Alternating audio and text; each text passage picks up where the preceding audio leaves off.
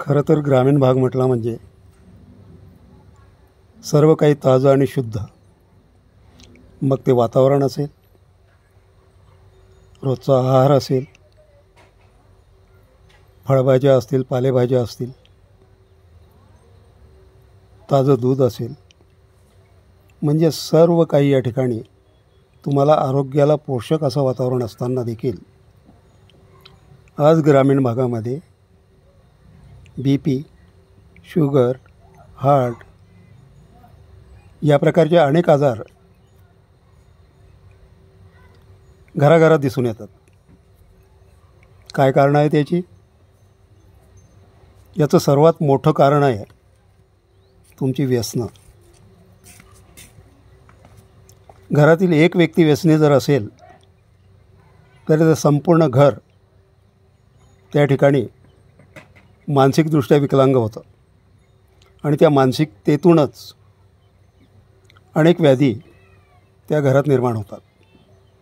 व्यसन करण्याला माहीत असून देखील त्या मार्गातून तो बाजूला होत नाही, कारण फक्त तो स्वतःचा विचार करतो. जर कुटुंबाचा विचार त्याने केला असता तर घराघरात स्वर्ग निर्माण झाला असता, पण हे दिसून येत नाही. त्याला कारण म्हणजे व्यसनी माणसांची मानसिकता. त्यांना वाटतं आपण करतो तेच बरोबर. घरच्या लोकांना ते वेळात काढतात. त्यांच्या मते मजा आपण करतो त्याला कोणी विरोधच करू नये, आणि विरोध जर केला तर टोळक्यांनी अशी व्यसनी मंडळी एकत्र येतात आणि इतरांना वेळात काढण्याचा प्रयत्न करतात. पण त्यांना हे कळत नाही की आपण दुसऱ्यांना वेळात काढण्याचा प्रयत्न करीत आहोत, पण आपण कोणत्या दिशेला जात आहोत.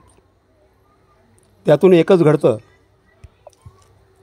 शेवटी अशी व्यक्ती एखाद्या मोठ्या आजाराला स्वतःच्या शरीरात आमंत्रण देते. जर हे नको असेल तर अजूनही वेळ गेली नाही. अजूनही विचार करा. व्यसनांमधून बाजूला व्हा, तुमच्या घरात स्वर्ग निर्माण होईल. आणि जर हे तुम्ही वेळीच सावरला नाहीत तर आज घडीला अनेक उदाहरणं तुमच्या परिसरात देखील तुम्ही पाहिलेली आहेत की व्यसनी मुलांमुळे किंवा लोकांमुळे अनेक कुटुंबं आज उघड्यावर पडलेली आहेत. मग हे असंच चालू देणार आहात का? जर चालू देणार असाल तर मग त्या कुटुंबापासून तुम्ही बाजूलाच व्हा ना. कमीत कमी ते कुटुंब तरी सुखी होईल. तुमच्या असण्याने उलट त्या कुटुंबाला अनेक प्रकारच्या मानसिक ताणतणावातून रोज जावं लागतं. त्यापेक्षा तुम्ही अशा लोकांचं एक मंडळच तयार करा. चालू देत तुमचं. बघू बरं किती दिवस तुम्हाला तुमची व्यसनी मंडळी सहकार्य करते. जर त्या ठिकाणी तुम्ही जर तुमच्यावर एखादा प्रसंग ओढवला तर ही मंडळी खरोखरच पुढे येणार आहे का?